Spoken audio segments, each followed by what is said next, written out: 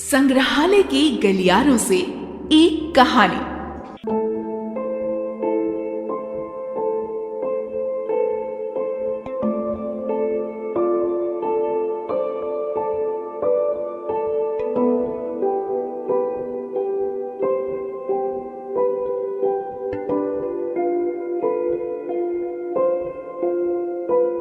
सत्य कड़वा होता है और कभी कभी सच बोलने की कीमत चुकानी पड़ती है। सांचे का मुंह काला। क्षेमेंद्र गुलेरी की इस कहानी में वाचन है निधिकांत पांडे का।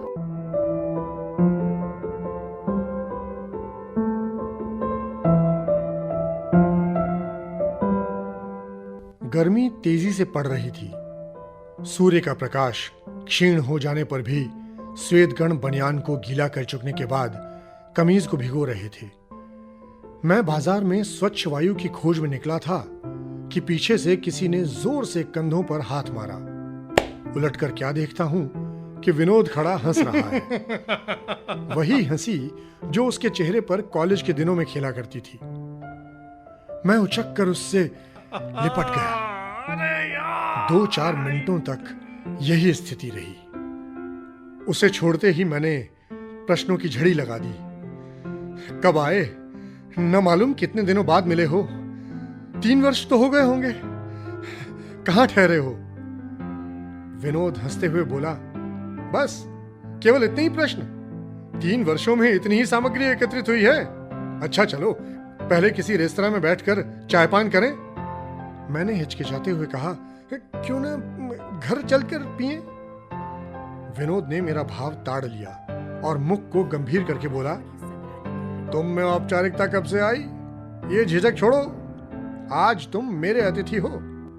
रेस्तरां में स्थान ग्रहण करने के उपरांत विनोद कहने लगा, क्या बात हुई कि बड़े घर की सैर कराए और बदनामी प्राप्त की? तो तुम मेरी स्थिति से अपरिचित नहीं? मैं आश्चर्य प्रकट करता हुआ बोला, बदनाम अगर होंगे तो क्या नाम ना होगा? वो तो होगा ही, पर जरा विस्तार से सुनने का इच्छुक हूं। विनोद ने आग्रह किया। मैंने कहना शुरू किया। बीए पास करने के बाद रोटी कमाने की समस्या सामने थी, परंतु तुम जानते ही हो कि मैं बंधन से बहुत दूर भागता था और अब भी इस विचार में कमी नहीं आई है। पैतृक संपत्ति के रूप में 4000 रुपए मेरे पास थे और मैंने एक समाचार पत्र प्रारंभ करने की योजना बनाई। मुझे मालूम है तुमने पैसा अखबार नामक एक पत्र, या यूं कहो कि कागज का एक पुर्जा निकाला था।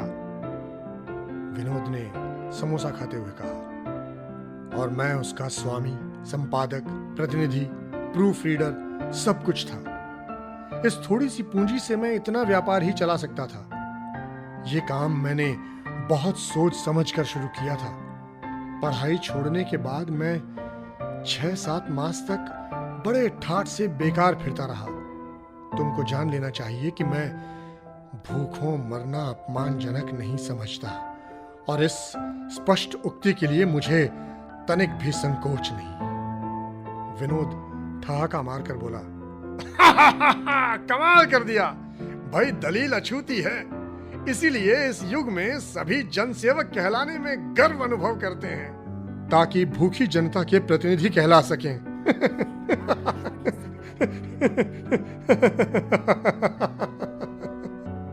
ये कहकर मैंने भी उसकी हंसी में योग दिया। कमरे में बैठे हुए और व्यक्ति हमारे ठहाकों से आकर्षित होकर हमारी ओर देखने लगे। मैंने चाय की कुछ घूंट पीकर कथा को आगे चलाया। इस अवधि में मैंने कुछ कहानियां, लेख आदि लिखे, समाचार पत्रों में प्रकाशित होने के लिए भेजे। मुझसे भूल ये हुई कि प्रत्येक कहानी पर मोटे अक्षरों में सपारिश्रमिक लिख देता था और संपादक वर्ग बिना किसी परिश्रम के उन्हें लौटाने की कृपा कर देते थे। कोई लिखता था कि ये रचना हमारे पत्र की नीति के अनुकूल नहीं। कोई सुझाव देता, किसी और पत्रिका को भेजिए, और कहीं से स्थानाभाव का रोना रोया जाता। एक समझदार व्यक्ति ने परामर्श दिया कि साहित्य सेवा को हॉबी के रूप में रखें और उपार्जन के लिए कोई और कारोबार ढूंढे। मुझे बात जंच गई, इसीलिए नौकरी की खोज में भटकने की अपेक्षा मैंने पूंजी का सदुपयोग करना उचित समझा। विनोद टोकते हुए बोला, इतनी लंबी भूमिका किस लिए बांध रहे हो? वास्तविक घटना की ओर क्यों नहीं आते? कुछ देर ठहर कर मैंने कहा, मेरे पास एक बहुत ही रोचक समाचार था। पहले तो मैं इसी उधेड़बुन में रहा कि उसे प्रयोग में लाना हितकर है या अहितकर। मेरी सिद्धांतवादिता ने मुझ पर विजय पाई और मैंने सोचा कि भ्रूण हत्या जैसे कुकर्म को छिपाने में न केवल समाज की हानि है, अपितु दुराचार्य को प्रश्रय देना भी है।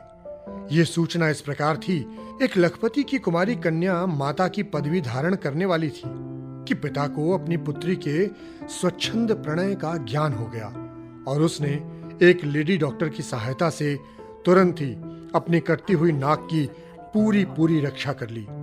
इस समाचार में मैंने सेठ साहब और उनकी वासना प्रिय बेटी का नाम दे दिया, परंतु फैक्ट्री के जिन उच्च कर्मचारियों ने इस घटना के विषय में प्रमाण दिए थे, न तो उनका नाम व्यक्त किया और न ही लेडी डॉक्टर का। विनोद रस लेते हुए बोला, अब रोचकता आ रही है, फिर क्या हुआ? मैंने कहानी को आगे बढ़ाया। जब इस समाचार से पैसा अखबार धड़ाधड़ बिका और फैक्ट्री के उन कर्मचारियों ने मुझे प्रिंस होटल में चायपान के लिए आमंत्रित करके मेरी स्पष्टवादिता की भरपेट सराहना की, तो मैं भी फूला नहीं समा रहा था कि मैंने साहस दिखाकर एक दुष्कर्म को जनता के समक्ष लाने में समाज की बहुत बड़ी सेवा की है और भविष्य के लिए भ्रूण हत्या करने वालों के कान खड़े कर दिए हैं। प्रसन्नता में डूबा हुआ मैं घर पहुंचा ही था कि एक नई कार मेरे मकान के सामने आकर रुकी। मैं हैरान था कि मेरा कोई ऐसा मित्र नहीं जो साक्षात कार का स्वामी हो। हालांकि साहित्य के साथ कार लगाने वाले सुहृदों का अभाव मेरे पास नहीं था, अस्तु एक अप टू डेट व्यक्ति कार से उतरकर मेरे पास आया और पूछने लगा, क्या पैसा अखबार के संपादक आप ही हैं? मैंने गर्दन तानकर गर्व से उत्तर दिया, जी, मेरे योग्य सेवा। ये सुनकर उन्होंने बड़े शिष्टाचार के साथ हाथ मिलाया और उसी फैक्ट्री के स्वामी का संदेश दिया कि मैं अभी चलकर उनसे मिलूं।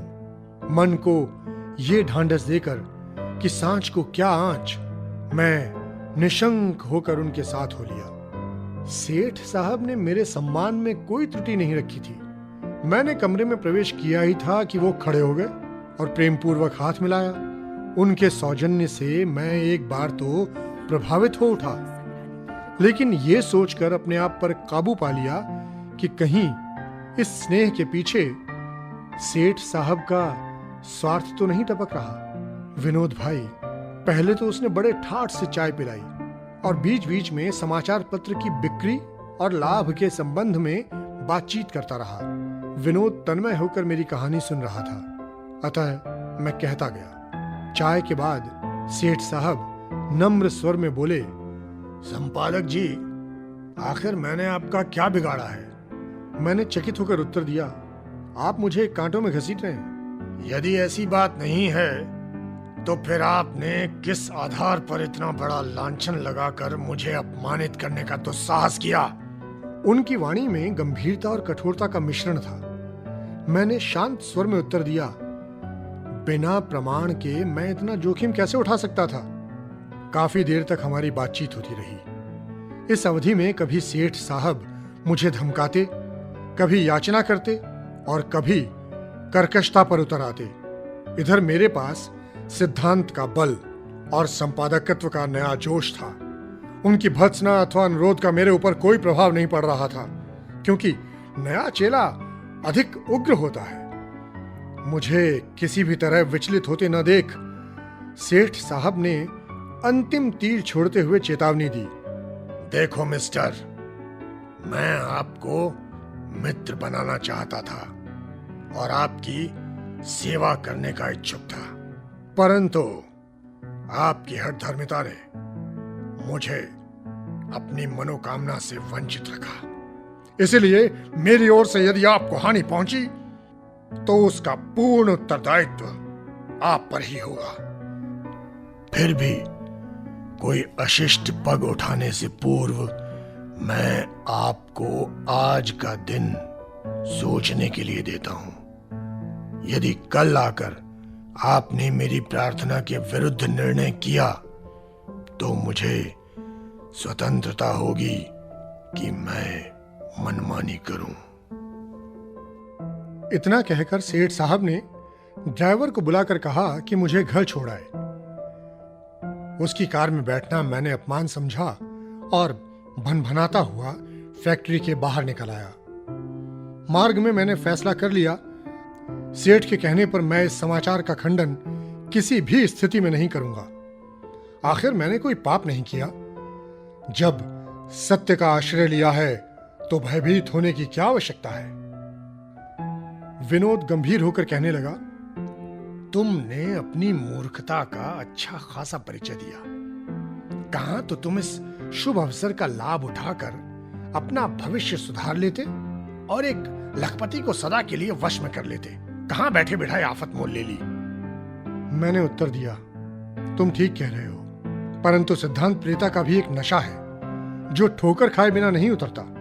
उन दिनों यदि तुम ऐसा कहते तो मैं इस विषय पर तुमसे पराजय स्वीकार करने के लिए कभी तैयार न होता, परंतु तुमने संसार की वास्तविकता का विश्लेषण बिल्कुल ठीक किया है। आगे ये हुआ कि दूसरे दिन मैंने सेठ का मुख देखना भी पसंद नहीं किया। हाँ, उन्हीं कर्मचारी मित्रों तथा लेडी डॉक्टर से अवश्य मिला और उन्होंने प्रण किया कि वे अपने कथन पर दृढ़ रहेंगे और आवश्यकता पड़ी तो प्रमाण भी जुटा देंगे। इसके बाद 1 मास तक पूरी शांति रही और सेठ साहब की ओर से कोई और बुलावा मुझे प्राप्त नहीं हुआ। अतः मैं समझ गया कि सेठ साहब ने बंदर घुड़की ही दिखाई थी। यथार्थ में वो मुझे कोई हानि नहीं पहुंचा सकते। अपराधी में सत्य से लड़ने की शक्ति कहां होती है। लेकिन सेठ भूला नहीं था। उसने मेरे ऊपर मानहानि का दावा कर दिया। इधर मेरे साक्षियों अर्थात लेडी डॉक्टर और उन कर्मचारियों को भी सेठ ने गांठ लिया। परिणाम स्वरूप जेल भी काटी और व्यापार में जो पूंजी लगाई थी वो भी समाप्त कर दी। कहानी समाप्त करके मैंने कहा, सांचे का मुंह काला होते तुमने भी सुन लिया। विनोद ने उत्तर दिया, सच बोलने में हानि नहीं, परंतु कटु सत्य भयानक होता है।